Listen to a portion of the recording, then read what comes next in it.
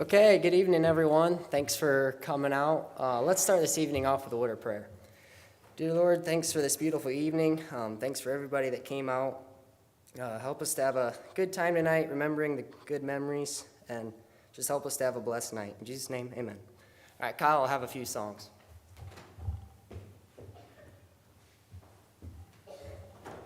All right, good evening, everyone. In the Zion's Praises, let's turn to 771.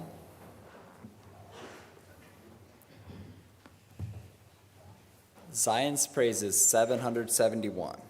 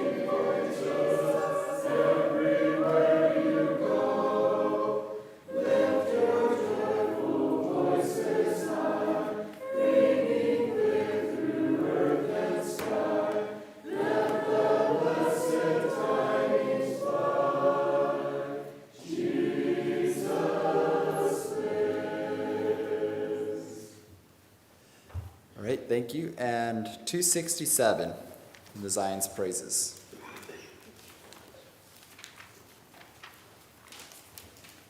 Number 267. And then I'll take a selection after this.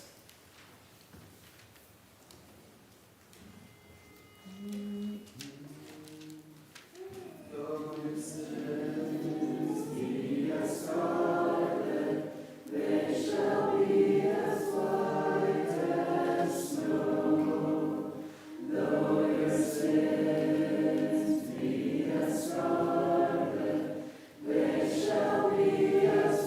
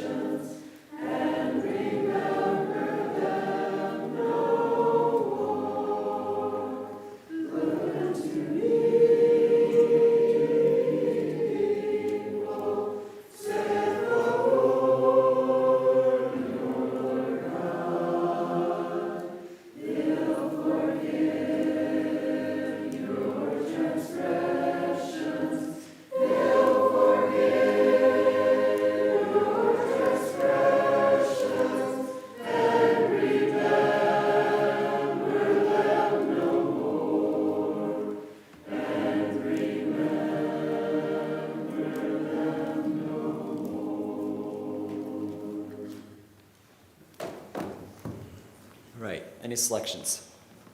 558. 558 in the same book? Yeah.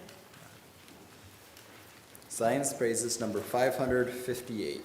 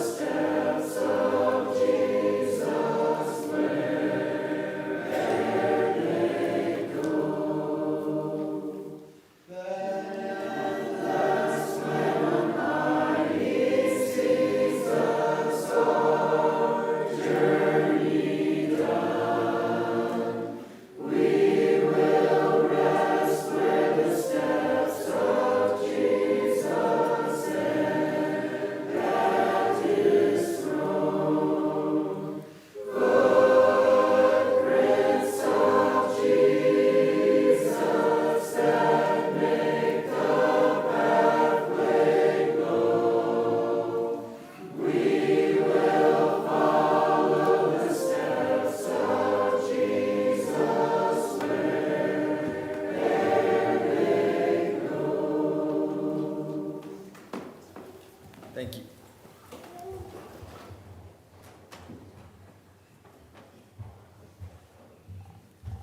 All right, I'll kind of give a order of the service here. So first off, we'll have Adam. He'll kind of give a history of the place that we went to. Then Darcy will talk about some of the projects that she was involved with. And then Walter will talk about some of the projects he was involved with. Benjamin will then talk about some of the projects he was involved with. And then I'll show some pictures, and we'll have a time for the youth group to share some memories they may have. And then following that, we'll have a time for questions you may have that you come up with throughout the evening. And then Tim will close. And then there's also ice cream afterwards, so that's kind of an order of the service.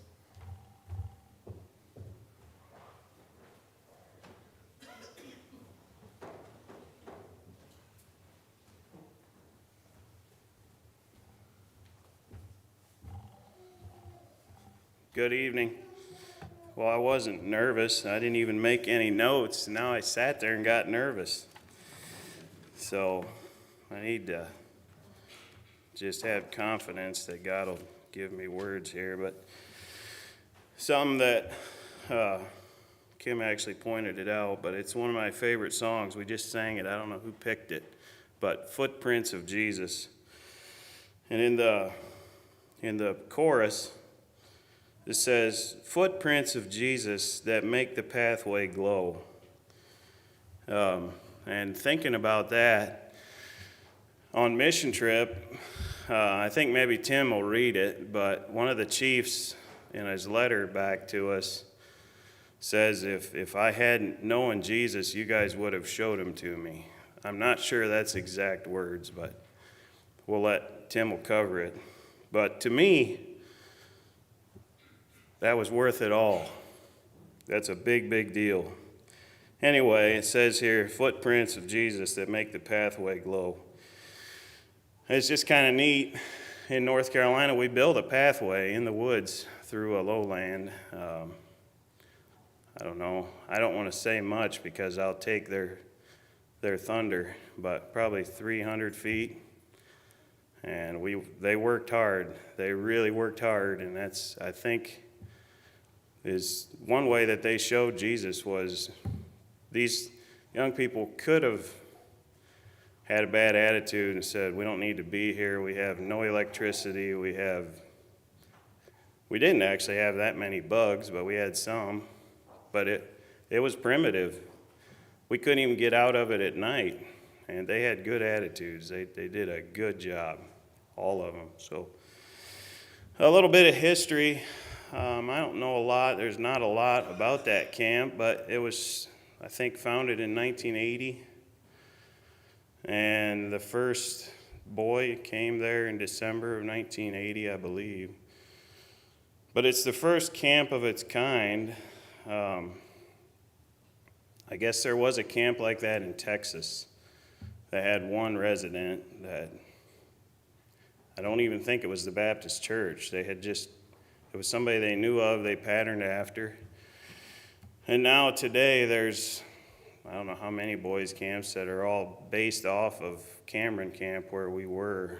I believe when we were looking for a place to go for mission trip, Marcia maybe, or Curtis, one of them, was talking to Ohio.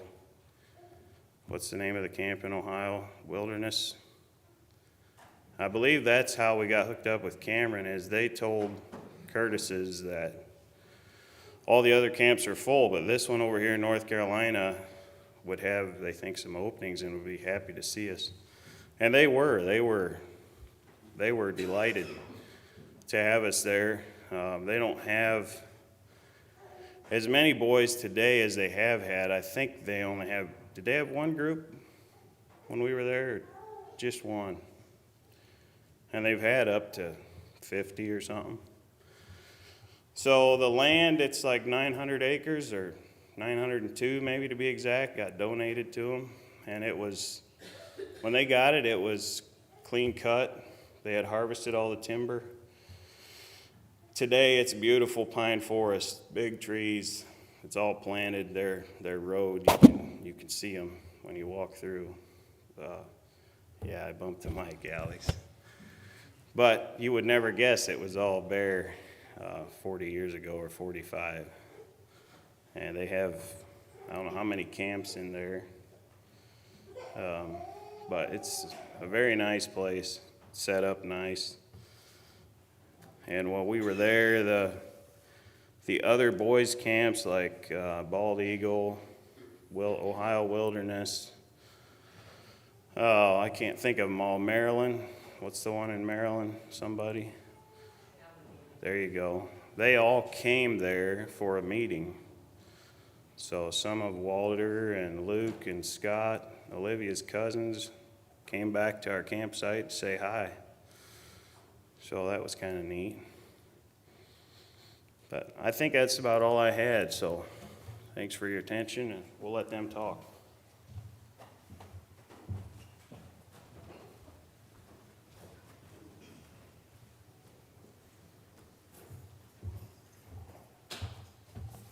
Good evening. I was asked to share about what I did on mission trip, and I was with a group of girls, so yeah, there was some different stuff that we were involved in. Some of the girls did help on the bridge almost every day, so I'm not going to get into that, but they did help with that as well. And I believe you're hearing about the bridge later. So the first day of work on Monday, they asked if any of the girls or anyone would be willing to work in a warehouse sorting clothes. And we thought, oh, that sounded like fun. Some of us girls went over there to work. And in my head, I was kind of thinking, like, it's really hot out here. And being in an air-conditioned warehouse sounds very nice. The youth girls know what actually it was. When we got to the warehouse, it was a shed-style building that the bottom level was like all the supplies that the boys would need when they're out camping. So there was, ice cream makers, tons of like the hand crank for them to be able to make ice cream, bug spray, sunscreen, lanterns, like everything you can think of. They had stuff there to do carving. They had fishing tackle, basically anything to outfit a group to be able to live out in the woods. And then on the upstairs, which was an attic room, was what they called the warehouse. So it was actually just a small attic. And so they showed us around, and they told us before we went up, they said, hey, just so you know, our AC broke down. And so we were working on it. We hoped to have it in working by the end of the day. It was not working at all during the week. So I have a whole new respect for people who work in attics in the summer. We found a thermometer the last day.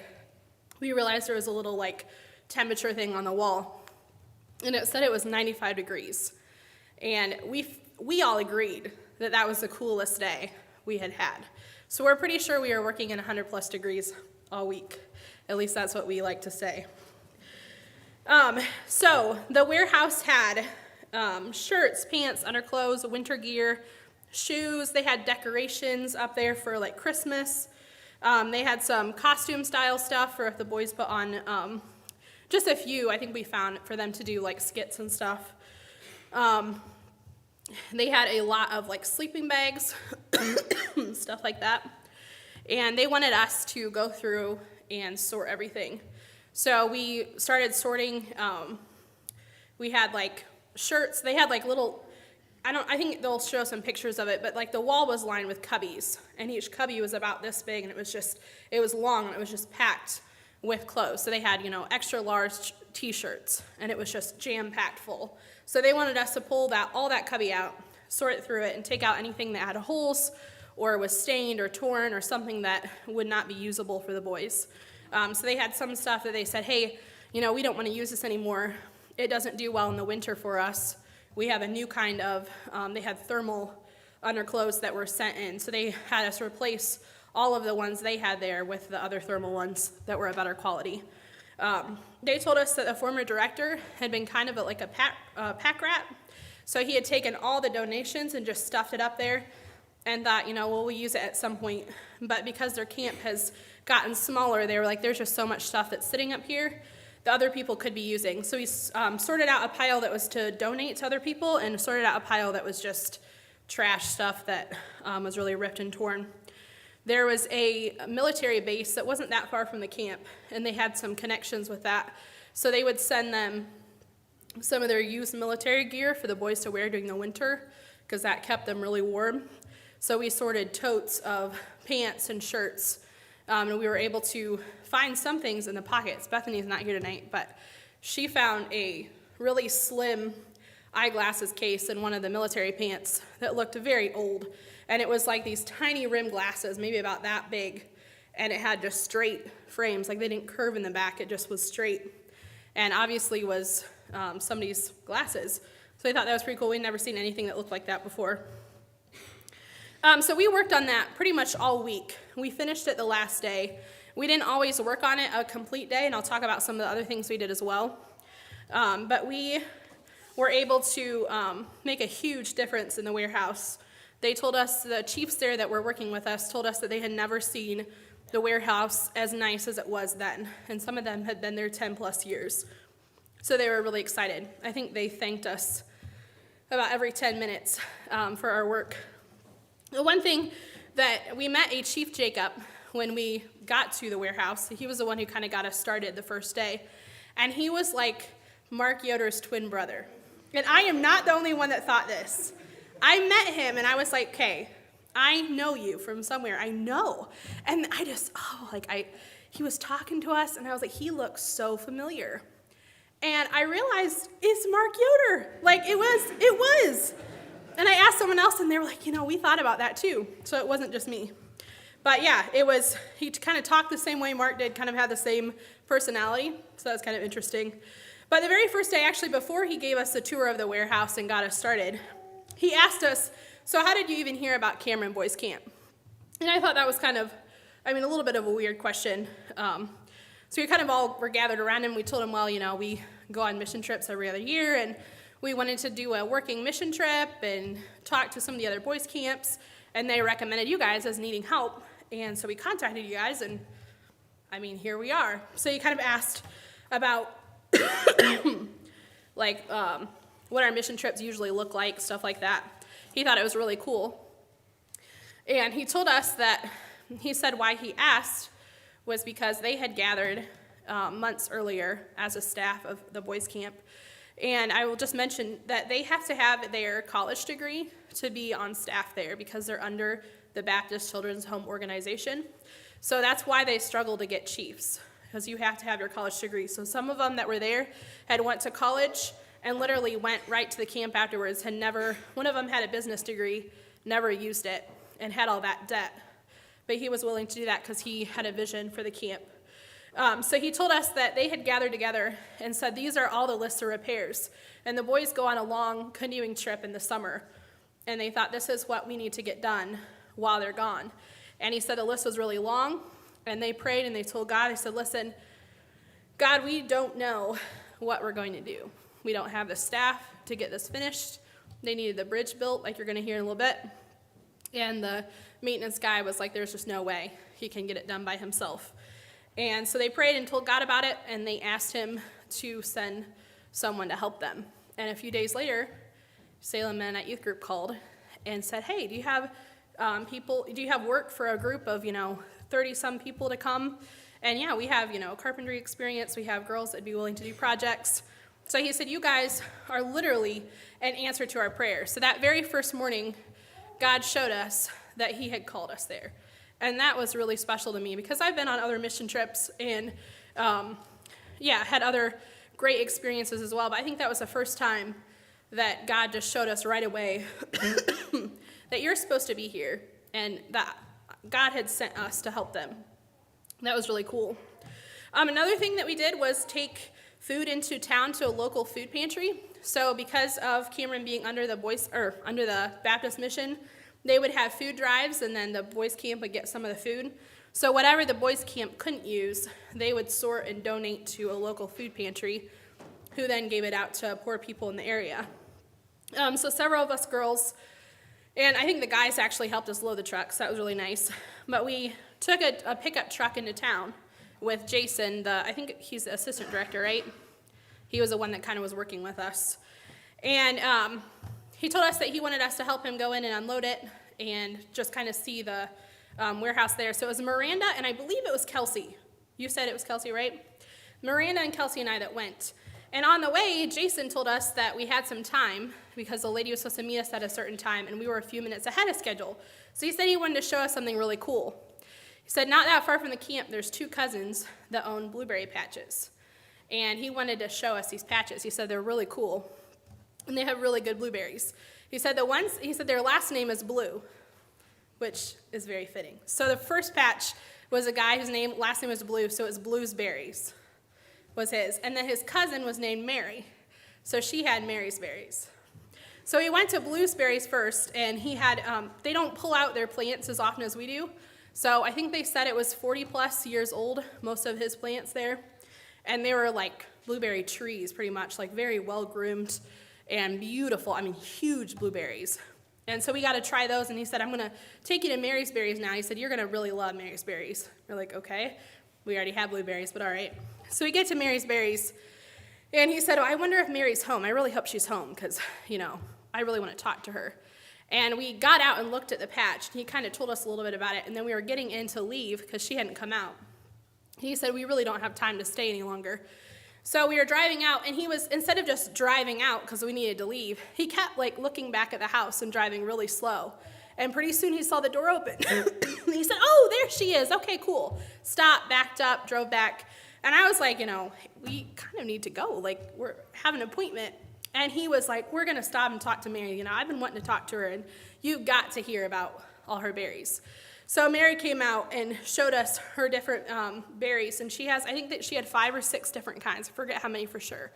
But each one was for a specific thing. So this was for fresh eating. This one was for freezing. This one is for baking. And then this is a different kind of fresh eating. And she told us which end to start at. And it's a blueberry tasting experience. So you start at one end, and she'd had us taste the one for baking. She said, do you notice how it's grainy in texture? And we're like, yeah, it's not very good. She was like, well, it's because it's supposed to be in cobbler. So you put it in there and it holds up when you're baking it.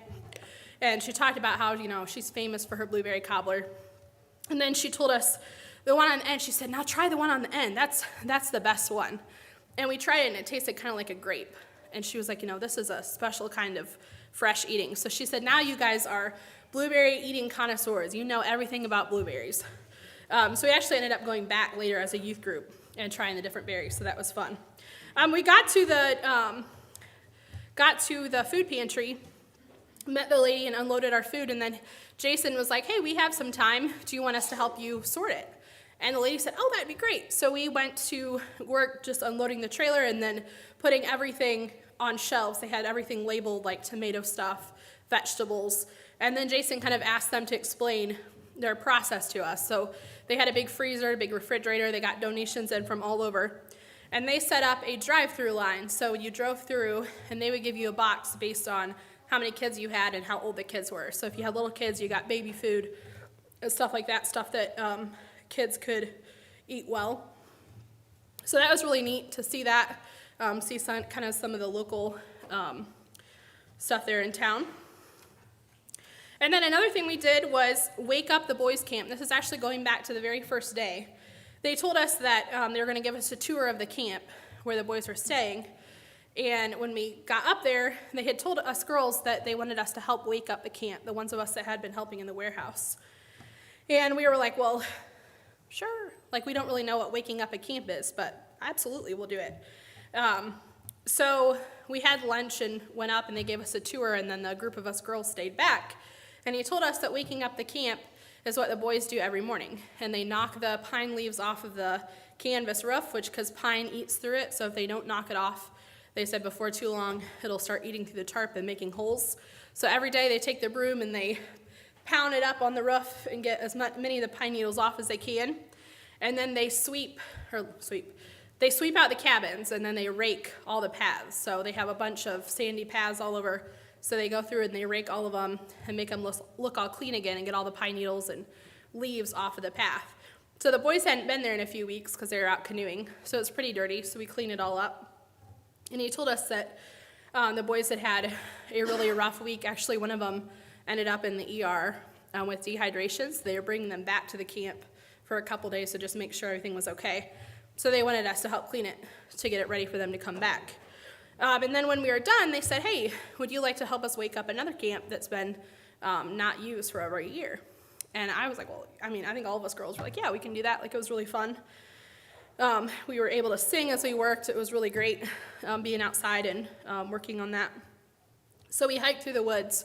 And I don't know how far it was, but it was a pretty good distance. Like, we walked for a little while. And while we walked, Chief Jacob pointed out poison ivy plants. He pointed out other types of plants and different kinds of trees. He told us what the boys like to use for certain projects. Some of them are really flexible, so he told about how they would cut it and soak it and use it to make different things.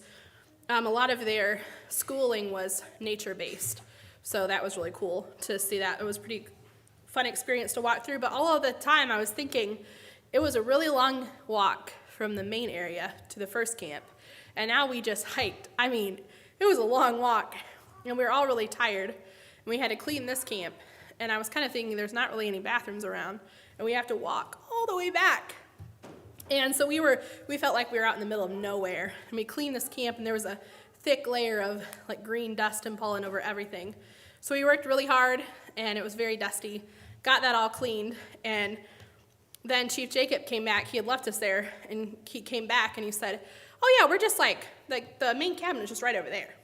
It's like we made a big loop. So he said, we just have this short walk, and he's like, if you listen really close, you can hear the guys working. So here we thought we were out in the middle of nowhere, and we were actually right next to the big cabin. So we just had a very short walk to get back. So that was another thing we did, and that was probably some of us girls' favorite day. At least it was for me, getting to go out and do that. One thing that really stood out to me was that Chief Jacob kind of sat us down before we got started with cleaning, and he told us that it's pointless to clean unless we have good attitudes, which he thought we did. But he said that we're going to wake the camp up in peace, and that's something that they really emphasize to their boys. Every morning they're going to wake up the camp in peace. And they tell them that there's no point in cleaning and doing these jobs if you're frustrated or angry. And if they see a boy cleaning in frustration, they stop everyone. They sit them down and they talk about it. And he said sometimes it means that this boy needs a break and someone else does the job for him. Sometimes it means that he just needed to get something off his chest and then they keep on going. But he told us that it didn't matter who it was, even workers coming in. He wanted to make sure that we knew that we should wake up the camp in peace. And we sang as we worked. The second camp was so dusty we about couldn't talk while we worked, but we were singing as we worked, and I just thought about that for the rest of the week, and even after I came home. Do I wake the school up in peace every morning when I go to work? Do I wake the house up in peace if I'm cleaning? So that was something that I really took away from mission trip.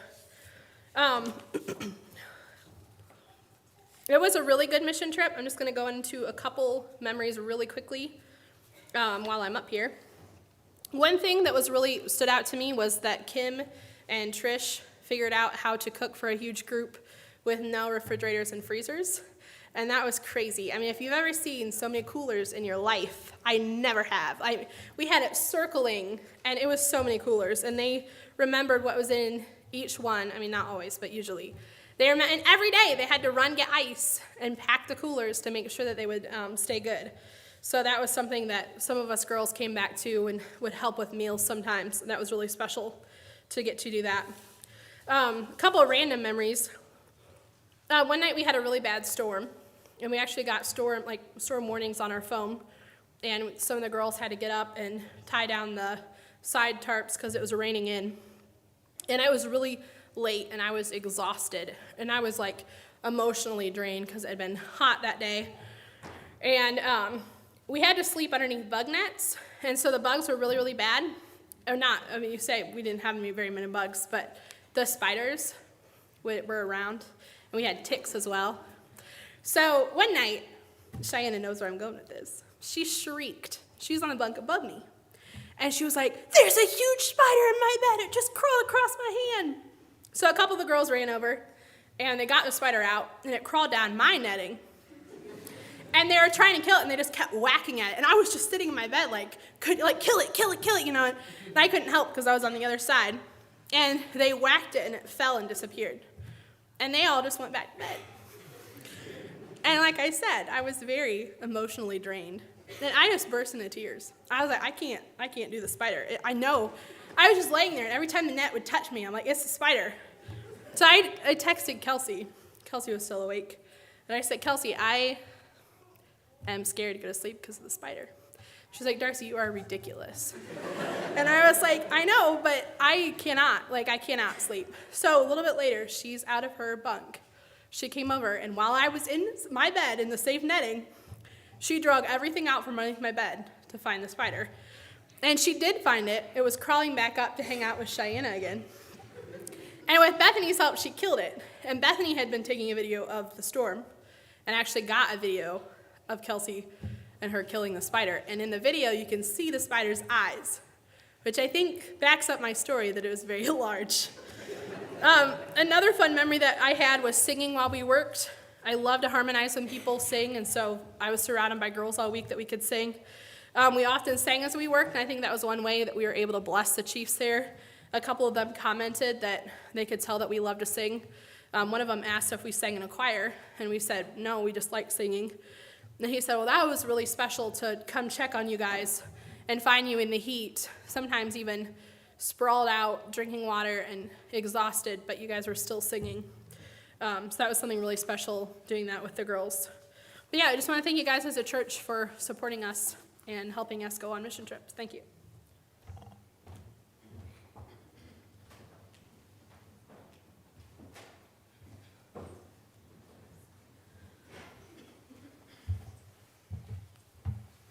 All right. Well, I'm supposed to talk about some of the project I helped with. So the one morning, it was, I think, me, Reagan, and Scott. We went and, with Chief Jacob, we went and there were some trees. There's trails going through a bunch of the camps, and there's some trees down. So we had a couple chainsaws, and we cut up the pieces into chunks, and we had a trailer there. And we loaded them up in the trailer, hauled them to a woods, and they had some piles. They keep them there, and then they can split them for firewood or whatever they want to do with them. And then some of the smaller chunks and branches, we put on another pile, and they use them for a campfire. And another project I helped with, there was some old barn or something, I think. Maybe there's some siding, and so we tore a bunch of that apart. Took the nails out of all the siding and put them on a trailer and hauled them across the road and put them in a shed in there, and they can use them for other projects. Trying to think of other things to talk about. I help with the bridge some, but I think Ben's going to talk about that, so I won't talk much about that, I guess. One thing I enjoyed, one of the memories, I guess, every evening we went to swim at Lake Carl there, and that was a lot of fun. Overall, I enjoyed the mission trip. It was hot there, but it was a fun one. So yeah, I think that's all I have.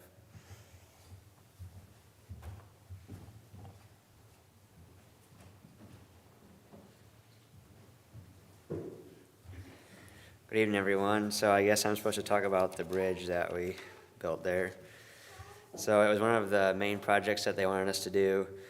So I think it was a bridge that went through a little land that they had in the woods. And it was about 300 feet long with an arch section that was, I don't know, maybe 20 feet long that went over a small creek that they had there. And so first work day that we had when we got there was they wanted us to tear out the old bridge. They had, they had an old bridge there that they wanted us to replace because it was all rotted and it was falling apart. So the nice part about that, he had it all cut up, so we didn't have to do any of that. We just had to carry out the pieces. And I think it was about a quarter-mile hike, and it was all uphill, so that was a really hard day. It was, I don't know, if it was like 95, 100 degrees, it was pretty hot. So by the end of that day, we were all tired, and then the next day, we started rebuilding everything. So we had a team of people that went through and dug all the holes, and then another team would come behind and put in posts, and then we'd have somebody else come through that would start doing the framing of the bridge. So by the end of the second day, we had all the framing done and about a third of the deck boards done. And that was the second day. The third day was our off day. We didn't do any work because they had a big meeting. A bunch of, I guess, the leaders from different camps were coming to have a big meeting. So that was our off day. And the fourth day, most of the youth went down to help with the deck boards, and 3 of us guys went with Tim to start building the beams for the arch section. So we built the beams up. They had kind of a workshop that we worked out of there. So we got the beams done, and I think they had most of the deck boards done by the 4th day. So the 5th day, we took the beams for the arch section down there and installed them and finished up the deck boards for that, finished up a few small details, and we started on the railing. So we put up the post for the railing, but we couldn't actually do the railing because he didn't have the supplies there, but he sent some pictures of it when it was done, and it looks pretty neat. So yeah, I think there'll be some pictures of that, and that's all I have. Thank you.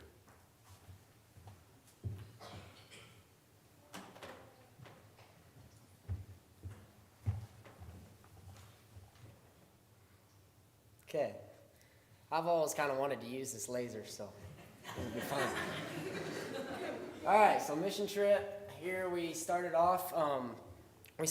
We met at the church around 3:15 in the morning, and we tried to leave. I think it was right around 4. I'm thinking right. So there we take off. Good times in the vans.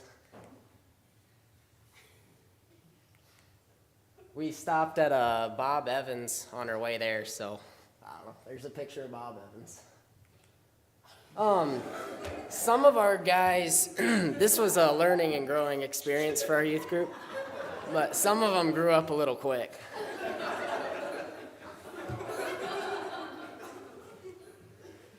Some cool bridges on our way. And then, now this is hours and hours later. We left at 4 in the morning, and I don't actually remember the time that we got to North Carolina, but it was a long trip, so when you see that Welcome to North Carolina sign, that's always fun. And around 7:45 that evening, we arrived at Cameron Boys Camp. A group stopped and took pictures. So this right here, this is a bunkhouse where we would have stayed at. They hung tarps right around the outside here. For some extra privacy and stuff. They were all, let's see here. Well, here's the kitchen. That right there was a really cool stove type deal. You could put, I don't know, I think we cooked corn on the cob in there, and that was a lot of fun. This building right here was actually just built before we got there. They had just built this campsite before we got there, and they wanted a big group to try it out, so it worked out really well. Kind of more where we ate, where we had a lot of our meals. Yeah, so these bunkhouses, we would have stayed in here. They were all kind of around in a ring, and we had bunk beds, and each bunk bed had mosquito netting above it. So you climb into bed every night, and you kind of tuck that mosquito netting around, and you stayed mostly bite-free, so that was nice. It's kind of what it looks like with the mosquito netting down.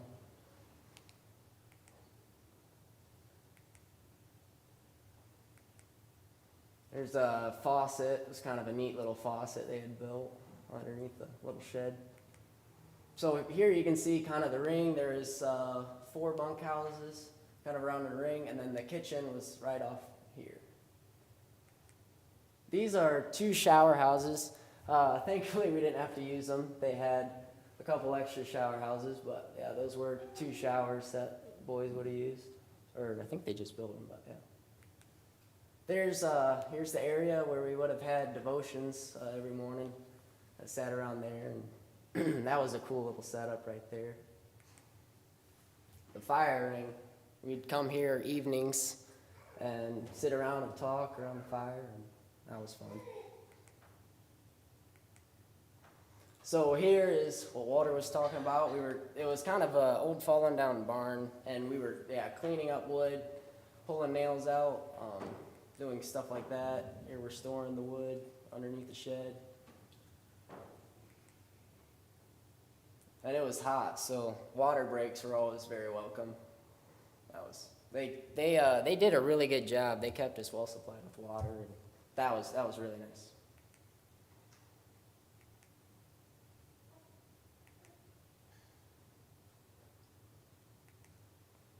Here's a trailer loaded up with wood, ready to get hauled wherever they were going to haul it. And here's sorting clothes. I didn't help with this, Darcy and they know, but there was a ton of clothes. They did a whole lot of work. Cubby hole after cubby hole up in this little kind of attic space. Mickey Mouse vibes.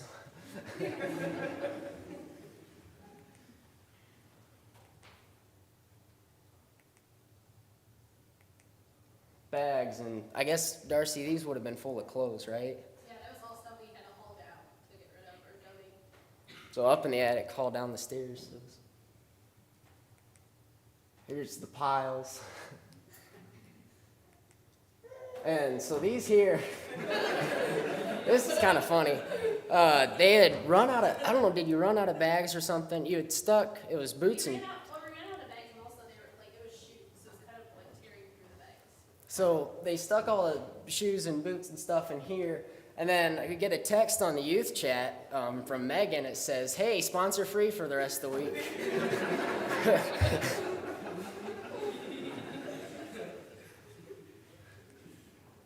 Sleeping on the job. More sorting. And here it is, all nicely folded. Yeah, that was a lot of work that got done. It looked really good. Just cleaning up the camps, I believe. And now we get to what you've been hearing about the bridge. This was when we were kind of hauling. So there was a chief there named Zach, and he had gone through, it's kind of a catwalk type deal. I don't know what you'd call it. And it goes back through this kind of low spot in the woods, and then there's a creek that they had a bridge over. And so it was getting old and falling apart, and it wasn't very safe anymore. So he had cut it all up, except for the bridge over the creek. And then, yeah, that first day, like Benjamin said, we were hauling that out. Everybody helped. So here's kind of a picture, so you can kind of picture what I'm thinking as we go along. It was kind of that catwalk and then a bridge over that. It was kind of down this hill. All the supplies were at the top of the hill, so we'd haul the old stuff back up that hill and then haul the new stuff down that hill. So it was uphill both ways sometimes. Carrying posts back through the woods. The bridge wasn't right at the bottom of that hill. It wasn't, I don't know, 100 yards maybe into the woods. Is where we started the catwalk. Eddie. There's the deck boards. We would haul those down. You can see the posts. They're starting to go in. Making sure everything's level. Sometimes hard for Scott, but. All right, there's sponsors' kids, some of them. And here is this was a really nice part of the day called lunchtime. It was actually in AC. This was the one, I think it was about the only time we could get an AC. And that was, they provided lunch for us, really good lunches. And we could come in and sit in the AC for an hour. So that was really nice. But that was just only one time. Yeah, or I think we did it twice. Yeah. So it wouldn't have been every day, but it was nice the couple days we had it. It's kind of a neat fireplace. It was really a neat building. So here is Jason, and here is Mark, or Jacob. Those were the two chiefs that would have, along with, there was another one too, but they were the main ones kind of directing us. Here is a cottonmouth snake that some people saw while they were building the bridge over the creek. Better picture of it.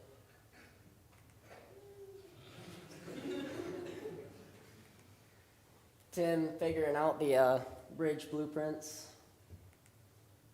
And then the rest of them building it and cutting stuff up to haul down to the bridge.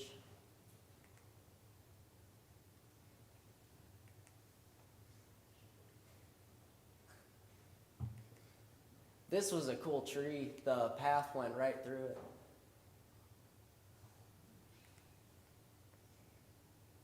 The one thing nice about the woods is it was out of the sun. It was hot, but it was out of the sun, so that was really nice.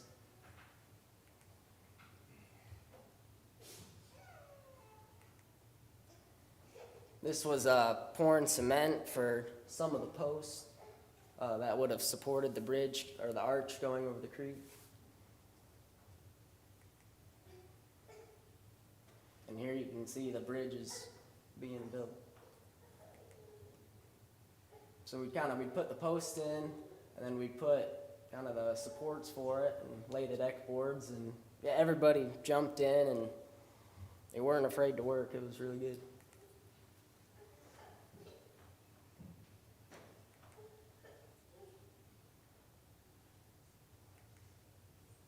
Luke and a chainsaw. He got that thing right before a mission trip, so it was good to break it in.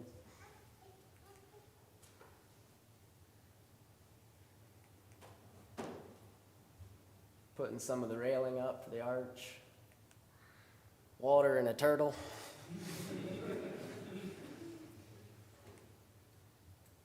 I think this was after one of the days when we quit for the day.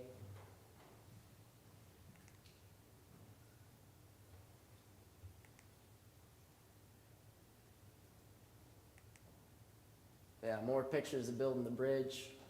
This was cement. This guy right here is Chief Zach. He would have been the main one kind of directing us on the bridge, showing us what to do.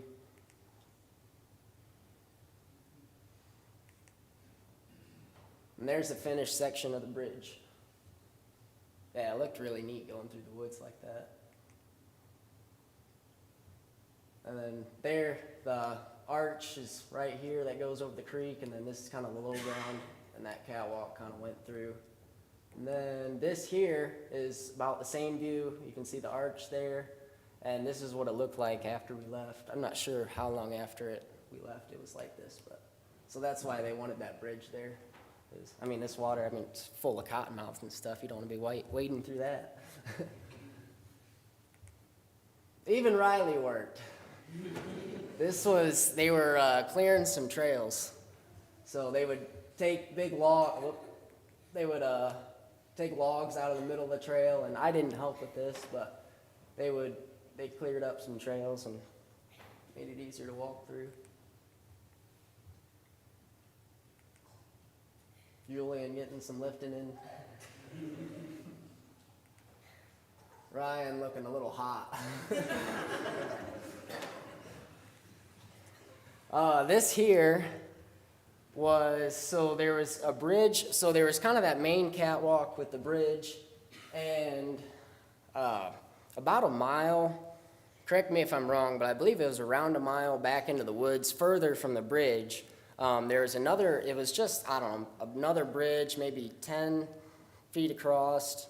It was a pretty deep creek then, pretty big drop, but Blake had been, I think it was Blake, walking across it, and it broke.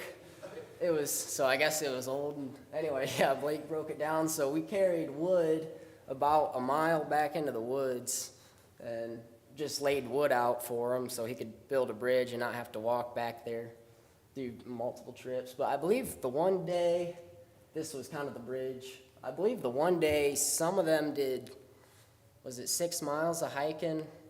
Probably 3 of which was hauling wood. So.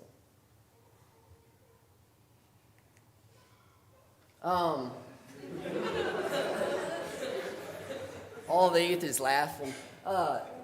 This was on Wednesday, our fun day, and we were stopped at a gas station for drinks or something on our way out to the fun day or whatever, and in my van, we weren't able to charge our phones in the ports. It was Ford, and it had the USB ports in the side, and we're like, well, we should be able to have electricity at least here.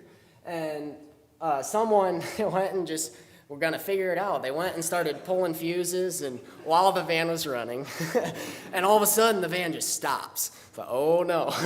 So he puts the fuse back, and we started up. Adam was driving and puts it in gear, and he's like, "This thing doesn't have any power." Uh-oh, the van's broke. And turns out he had just stuck the fuse back where he thought it went. And yeah, he figured out. Then he figured it out and got that van working again. So that was just funny. Here's the battleship we went to on our fun day, the USS North Carolina. This was cool here. Planes could land in the ocean or whatever right beside the ship. And I believe this arm would swing out and it could actually just pick up the planes and move them over to the ship. So that was kind of neat to see.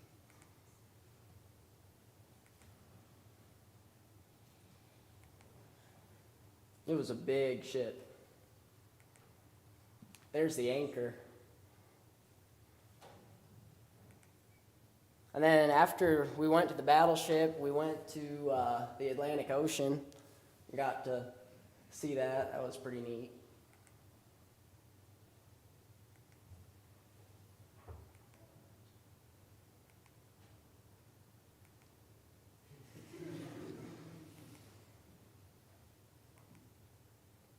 There was a lot of siblings along. Well, not them, but. Yeah, it was a beautiful day.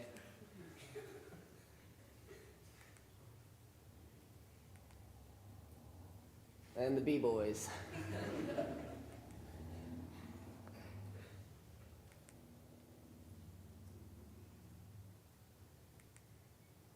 This was corn on the cob. That was some good corn.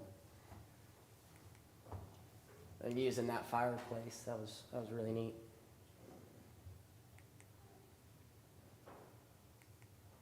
Riley and a lizard he had caught. It was interesting when we got there, they told us they had ponds and lakes. And so we figured, well, they told us they had some fishing ponds, so we were thinking, well, like our ponds around here, that makes sense. Well, down in North Carolina, their ponds are more like a swamp. So it's all nasty and mossy, but then this is a lake right here. So they named it Lake Carl, so that was where we spent a lot of time swimming. They had a big kind of platform out there. We'd play King on the Platform, or King on the Raft, or whatever you want to call it. That was a lot of fun. A good way to cool off. And this is Scott's big old bass he caught out of Lake Carl.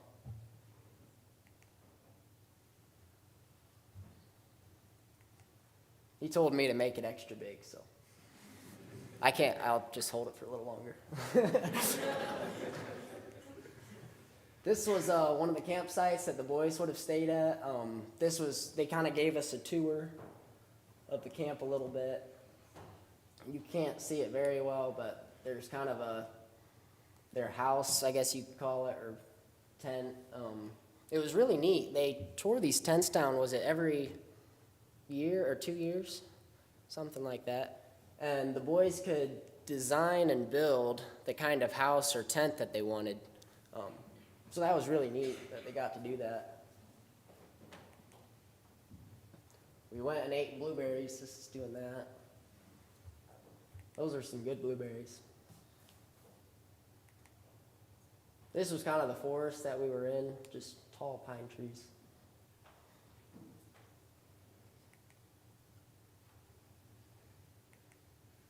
Another turtle. Sitting around the campfire. Mealtime. And the food on Mission Trip was very, very good. I want to thank the cooks again. We ate really, really well. This was a court hearing. There was a disagreement among two groups in the camp, I guess you could say. And so we had court, and the very wise judge ended up reading between the lines perfectly and made a wise decision, and I should know because I'm the judge. Broccoli and asparagus, and it was excellent.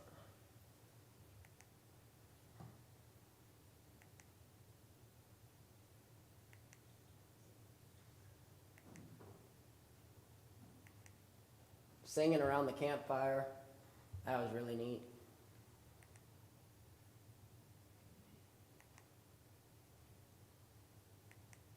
Push-ups, also, we did all sorts of stuff. Dishes duty, we did that too. Well, I didn't, but.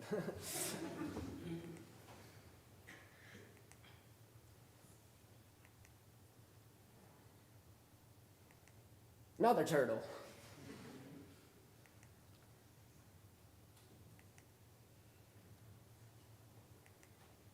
Walter's cooking some fish. He made it really good. That was really good fish.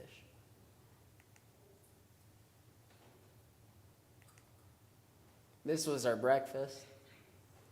There was more, but yeah, this was, kind of took a cool photo. Making ice cream. This was, I don't remember what evening, but it was on a hot day and they made ice cream, so that tasted really good.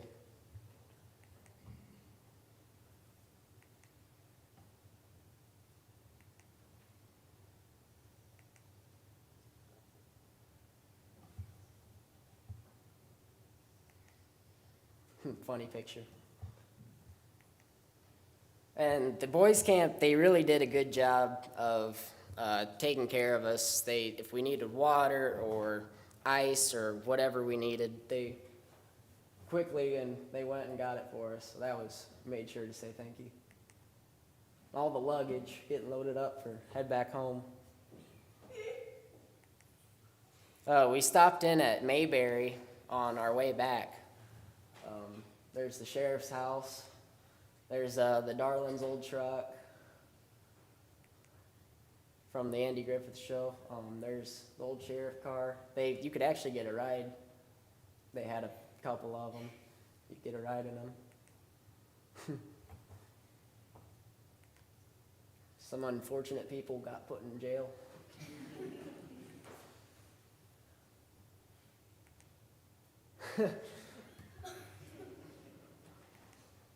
This was a really cool place. We also stopped at on our way back. It was a cave. It was in West Virginia, I believe. This is kind of outside of it. But it was a really, really large cave.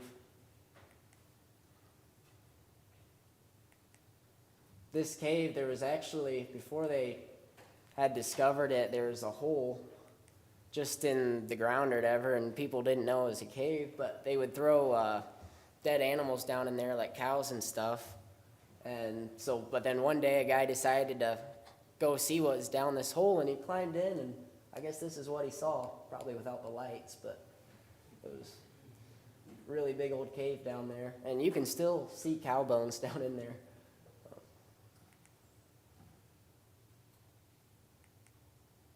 This was really big. I don't know what that is, but it's a funny picture. It was in the Cave's gift shop. Here's kind of some cool views that we saw on our way back.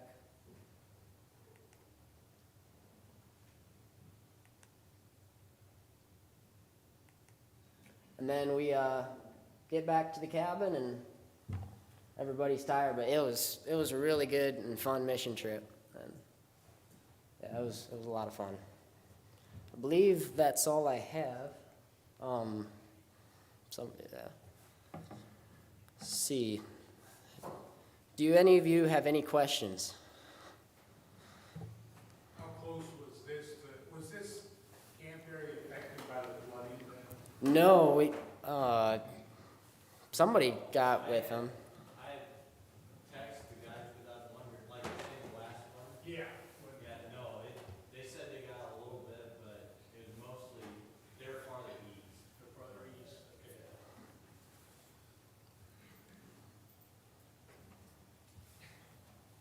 I'm assuming they have cooks there that cook at the camp. Yeah, yep. Do they also not have refrigeration?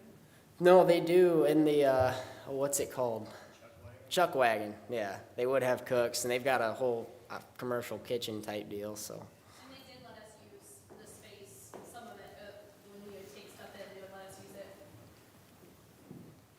So I think, so the cooks would cook for the boys every meal besides one, was it one meal or one day a week? The boys would have to actually cook their own. It was one day. Was it one day? And I think they could kind of pick what they wanted. They picked out their meat and they planned their meal out. At the Florida camp, we've been at the Gator Wilderness Camp, and we talked to the boys there. They picked the menus. Okay. They would fix it, because I'd asked them what their favorite thing was to fix. Mm. The boy, our young man, probably 15, 16, his favorite thing was pancakes, and I forget what else it was.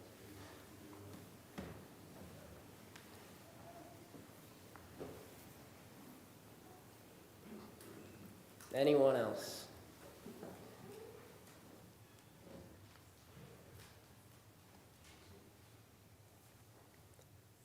All right, well, if not, I'll let Tim close. Thank you.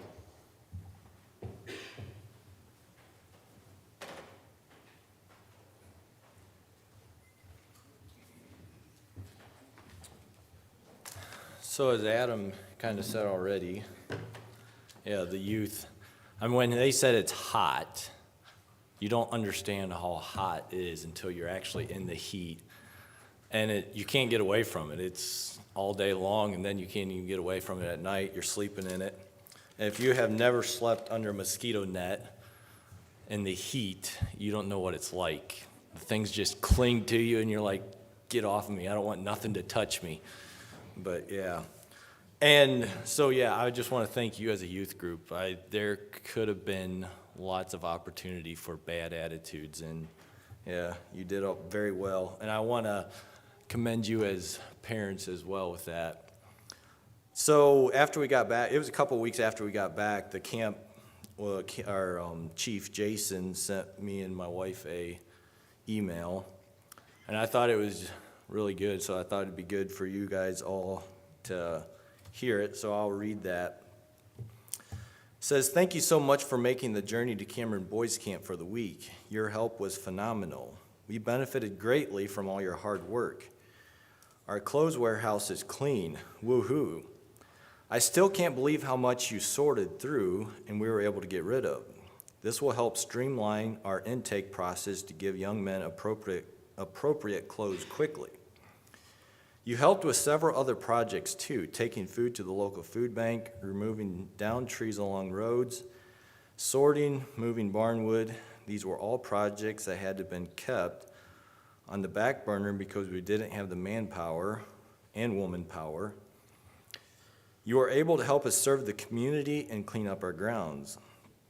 The big project was a bridge. It was a large undertaking, but you weren't fazed. The craftsmanship was great. The angles of the turns, the arch coming together nicely, spacing of the boards, etc. I heard no complaints despite the heat and walking heavy loads. I'm so glad you were able to sign a board and leave your mark. Maybe one day some of you will return and can check out your handiwork," which he was saying on one of the boards that we use for the walkway. I think most of us, maybe not all of us, signed it on the bottom side of it. So that's what he was talking about there. "This was a major endeavor to help make accessible a grand swath of our property. Thank you." And then it goes on to say, "I love that you pranked the guys with the old boxers you found upstairs," and that never came out, so I'm going to take this opportunity. So, I don't know, something about guys on a trip together, and when they're showering, somehow underwear just shows up, and they're nobody's underwear.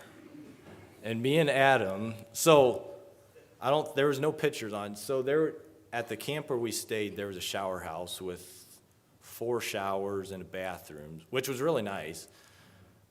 So that was a girls' shower and bathroom. No guys were allowed there. And then me and Adam would take the guys.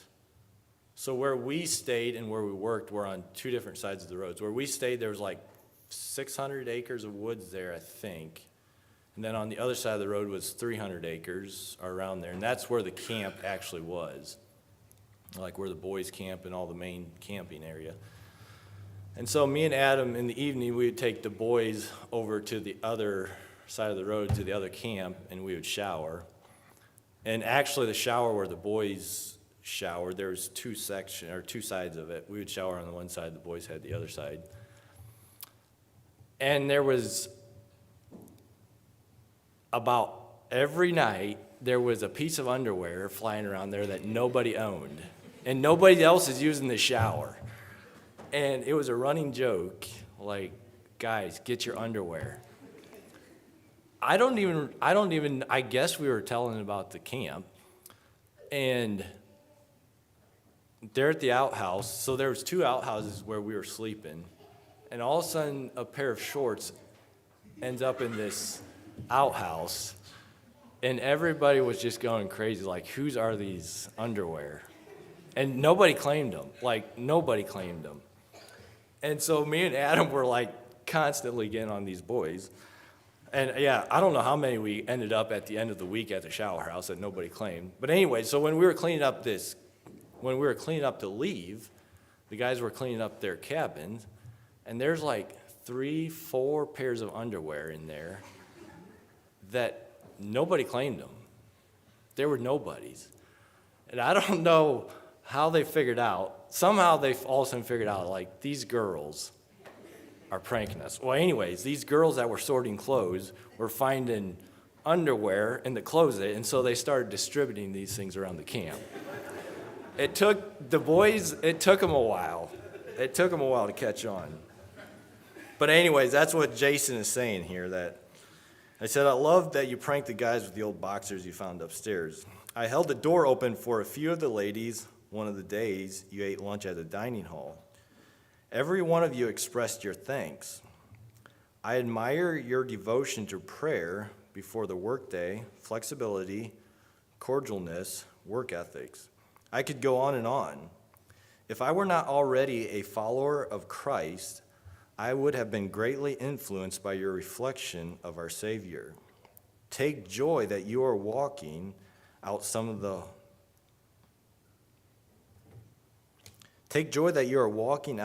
norms of the kingdom of heaven right now.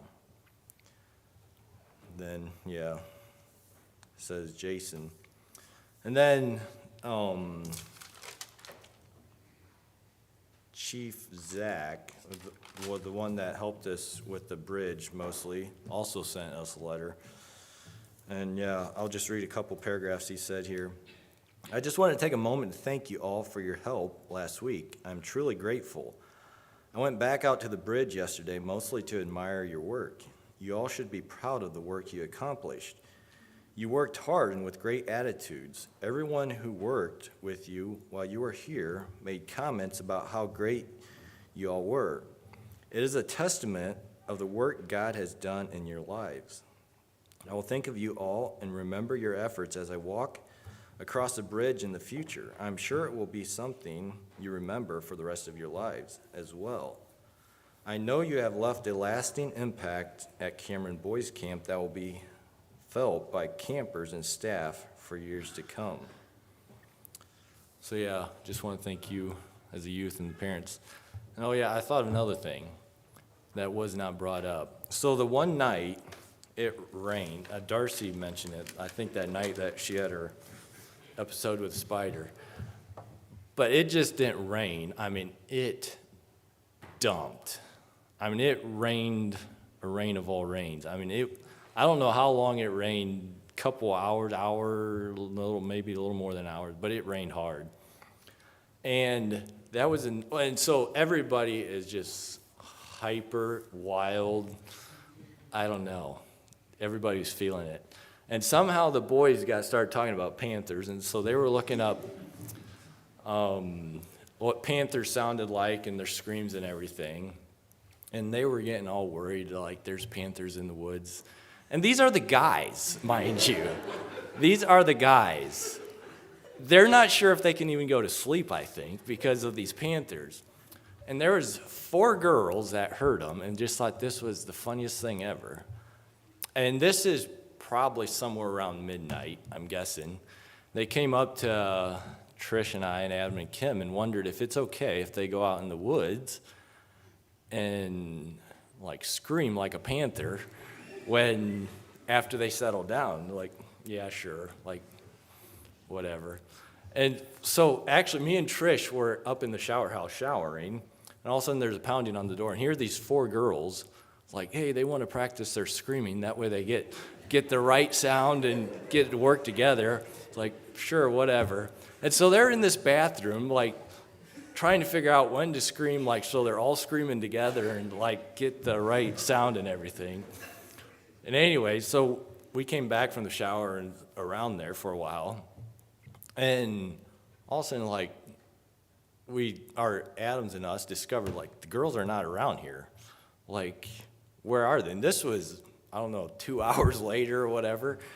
And how are we going to explain this to their parents, we lost these girls in the 600 acres of woods, And, well, they had screamed and everything before this. And we thought they were just back, and then we discovered that they weren't. So we were like, man, we better go find these girls. So we got some flashlights and started walking around. And I kept calling their names. But here they thought it was boys, figured it out, and so they were going to come look in this woods. And so they were hiding, not saying a peep. And I just so happened to see somebody crouched down in the woods hiding, and so yeah, here they were. But yeah, it was quite fun and interesting. So, as Reagan said, there is ice cream and popcorn out in the cabin, so it's leftover ice cream from camping, so don't judge it. It's still ice cream. It should still be good. So, if you guys all want to stand, we'll have a closing prayer.